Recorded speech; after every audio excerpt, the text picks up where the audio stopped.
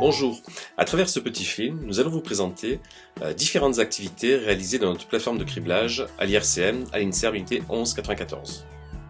Donc ici, Abdel va vous montrer comment nous établissons des lignées cellulaires bioluminescentes. Donc en fait, tout se passe dans cette caméra luminomètre qui nous permet donc d'obtenir des images lumineuses et de superposer ces images lumineuses à des images réelles. C'est le travail de superposition, donc des réglages d'intensité d'une image par rapport à l'autre. Et voilà, ici la superposition de l'image réelle et de l'image lumineuse. Et donc il y avait des clones A, B, C qui n'étaient pas lumineux, des clones D, E, F, et vous voyez que les clones D et F sont lumineux à droite, le clone E n'étant pas non plus lumineux. Donc c'est cette étape de superposition qui nous permet de sélectionner très vite des clones intéressants, des clones qui expriment la luciferase. Donc ici on passe au test de ligand de récepteur nucléaire. Donc Marina est ici en train d'ensemencer des cellules lumineuses dans des plaques blanches, traitées pour la culture. Donc c'est un appareil, c'est un multidrop, un ensemenceur de cellules ou de milieux de culture.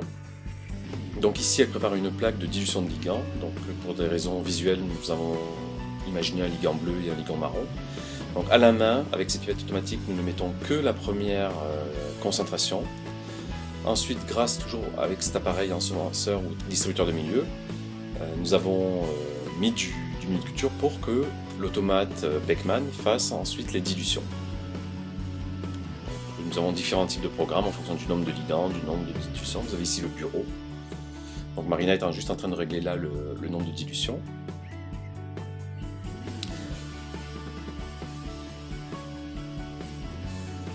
Et là, donc, le robot va venir chercher son outil. Donc ici, c'est une tête 8 canaux. Cette tête 8 canaux va venir chercher des pointes.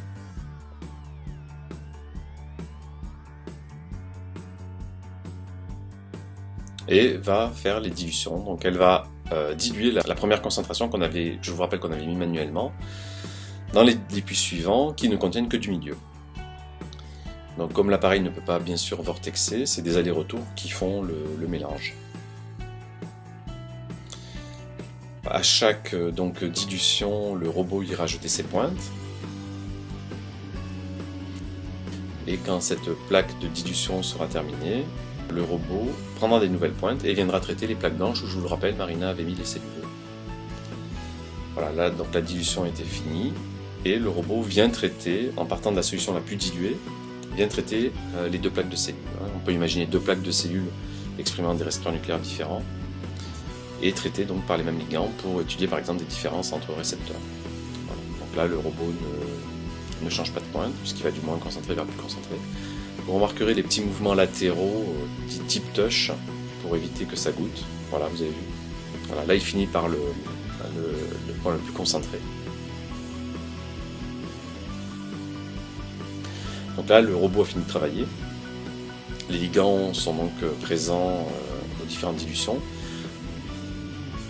Ce que va juste faire Marina, c'est mettre manuellement encore le ligand de référence sur les bords, ce qui nous sert un peu de 100% en quelque sorte. Voilà, la manip est finie. Elle a été assez rapide, ça met une dizaine de minutes. Et pendant ce temps, Marina a pu faire autre chose. Voilà le résultat. Donc il faut imaginer une détection par luminescence qui va suivre par exemple le lendemain. Donc là, c'est ce que fait Marina. Donc ça, pour des raisons de commodité, on le fait aussi en manuel. Les plaques sont vidées et du milieu contenant la luciférine est rajouté. Donc toutes les personnes de l'équipe d'André, de l'équipe de Céline, qui ont fait cette détection de luminescence connaissent bien. Il faut vider le milieu, mettre du milieu plus luciférine. Et voilà, le signal est stable. Le signal avec la luciférase de Luciol est stable dans le temps. Donc, les plaques sont préparées, elles vont être ensuite mises dans un luminomètre lecteur de plaques. Voilà, qui est ici. Nous en avons plusieurs d'appareils comme ça, nous en avons 4. C'est en fait des appareils qui mesurent soit la luminescence, soit la radioactivité. On en a 2 de consacrés à la luminescence, un de consacré à la radioactivité en pièces radioactives et un en réserve. Donc là je remontre le matériel de la plateforme, les pipettes automatiques, les ensemenceurs multidrop, distributeurs de milieu, et les robots. Donc un robot Biomec 3000 en conditions non stériles, pour faire tout ce qui est expression de la luciférase, on détecte en général le lendemain, ou celui sous hôte, pour faire tout ce qui est prolifération cellulaire. Voilà, celui-ci est sous hôte.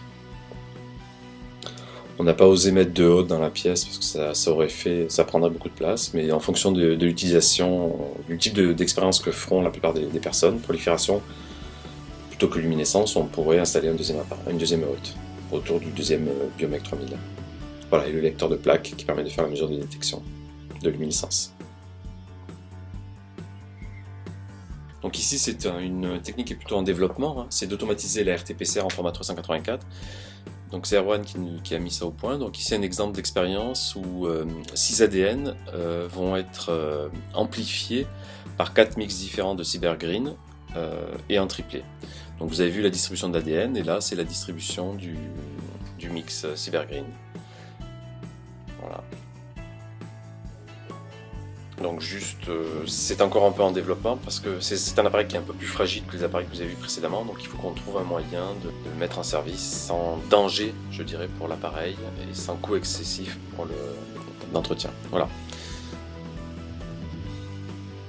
Voilà, vous avez fait le tour de la plateforme CNT, donc j'espère vous avoir convaincu de l'intérêt de l'utiliser et je vous remercie.